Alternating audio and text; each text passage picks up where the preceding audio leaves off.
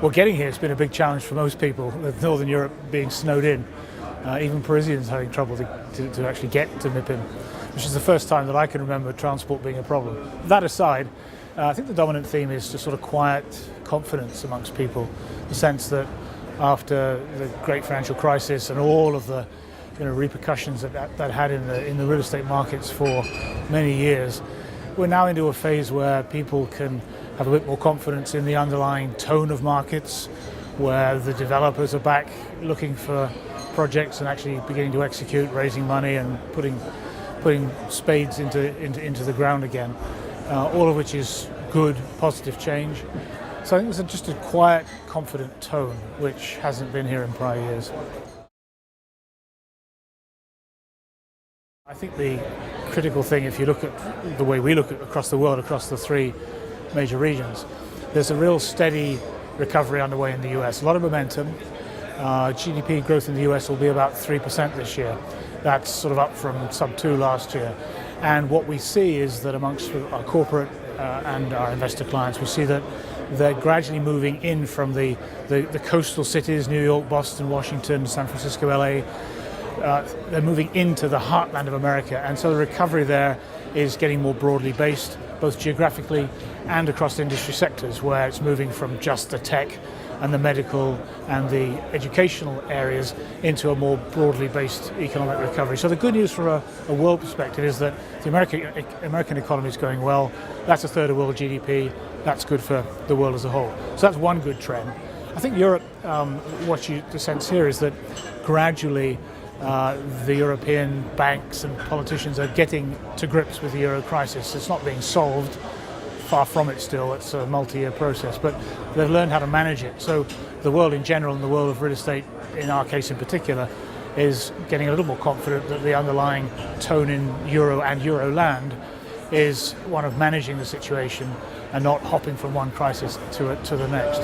And in Asia, which is not hugely represented in MIPIM, there the big question is, having had a bit dip in confidence and economic activity last year, particularly driven by India, China and Australian resource issues, there's a bit more confidence in the Indian political system, where they're getting to grips with reforms again. China's got a new government, which gives 5 years of confidence in where that's going. And Australia, again, I hear from our Australian colleagues that that's beginning to find a bit more momentum as well. So generally more positive picture in Asia than we saw for a lot of last year. So put all that together and the world feels a better place in March 2013 than it did in March 2012. And that economic activity filters through into the business economy, and then of course into our real estate sector, where fundamental demand should see a little bit of an improvement this year.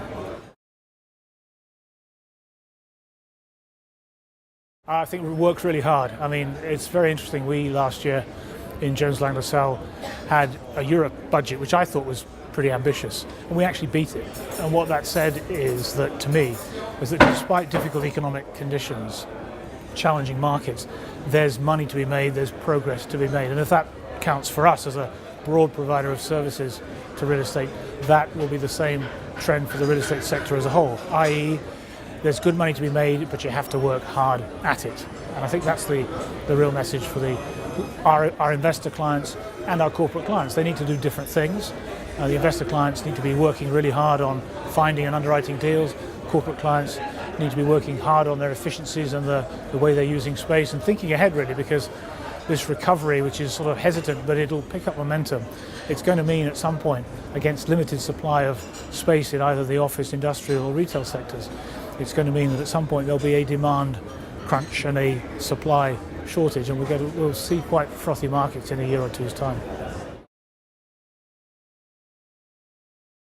Well, I loved living in Amsterdam when I was younger, and my wife loved living in Geneva. But putting the personal thing aside, I think if you're thinking about a 10-year horizon, of course, London, New York are great for value preservation and some good opportunities for value creation and good, solid, basis of law and governance in those sort of very major world cities. But if you're looking out 10 years and you're looking for value appreciation, I think one of the most interesting areas to look at is second-tier cities in China. So some of the places that we've opened over the last 2 years, you may not have heard of them. Shenyang, Chengdu, Chongqing.